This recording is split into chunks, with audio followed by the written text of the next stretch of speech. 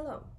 So, I guess we've never formally introduced ourselves. My name is Eliana, and literally everybody in my family is a teacher. My dad, all my life, would come home like this. Some kid threw up on the carpet today. And my mom would come home like this. I painted so many lines today, I'm gonna see them in my dreams. And even though that was really funny to come home to sometimes, at the end of the day, I saw the real thing.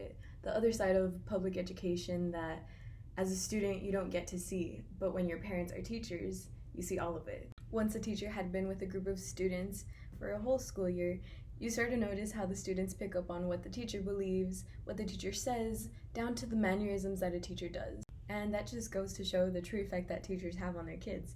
Not only are the kids picking up on their mannerisms and the words that they say, but they're picking up on what the teachers are actually teaching them. It's one of the reasons that education, and a good one at that, is so important in Texas and all over the country. Teachers literally shape the minds of the future generation. If a middle or high school teacher has about 20 students per class and has 8 classes a day, that's 160 minds that they're shaping and forming a whole school year.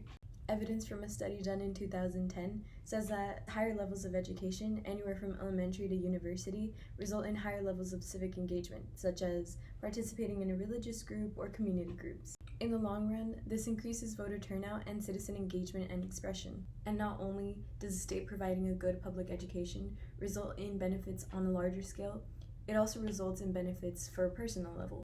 In a study done by Howard Adelman and Linda Taylor, they stated that not only do public schools encourage knowledge, they also help encourage a healthy lifestyle and good emotional and social well-being. The problems that educators face in public education have been the same for the past 25 years. We can start with the surface problem, one that I've definitely experienced not only because I'm a child of educators, but also because I'm a girl in public education, and that is the lack of girls wanting to study STEM. You see, and it's not because they're bad at it. No, far from it. Girls often outperform boys in upper-level math and science classes such as Algebra 1 and AP classes in high school. As girls get older and they reach higher levels of education such as high school, the level of retention in these subjects drops dramatically.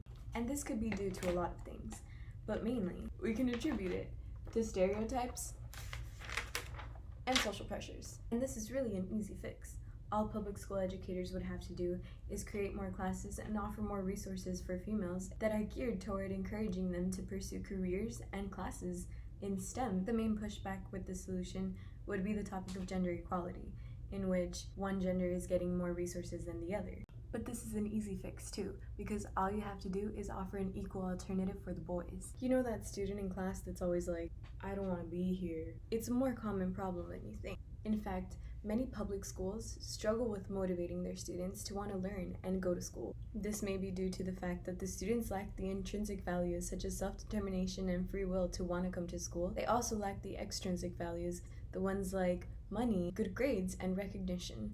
Things like that are also things that can motivate a student to want to come to school. A solution to this would be to create courses and resources for students in which they can allow themselves to tap into those inner feelings to see the stem of this lack of motivation. When students are more self-aware and are more educated on where this is coming from, it helps in the long run, both students and teachers. The problem with this easy solution would be that it'd be extremely difficult to get it into the core curriculum with the state board. Ask any teacher, grades 3 to 12. Correction.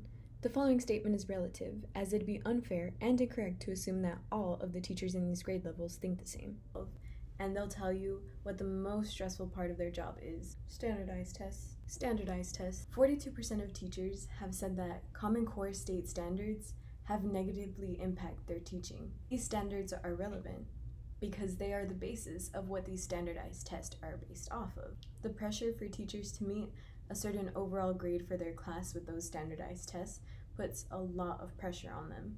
So much so that 51% of teachers have said that because of standardized tests, they've changed their way of teaching, and not necessarily in a positive way.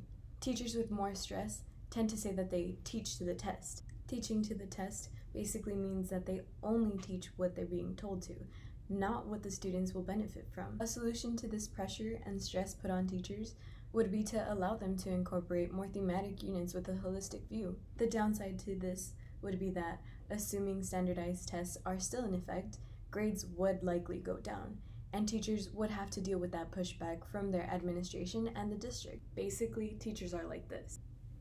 Teachers go through a lot, and so do students, and the importance of a good public education is often overlooked. It's a problem that not only affects students and teachers, but also the community around us. A good basis from a public education is extremely important, and the state has the responsibility to provide that.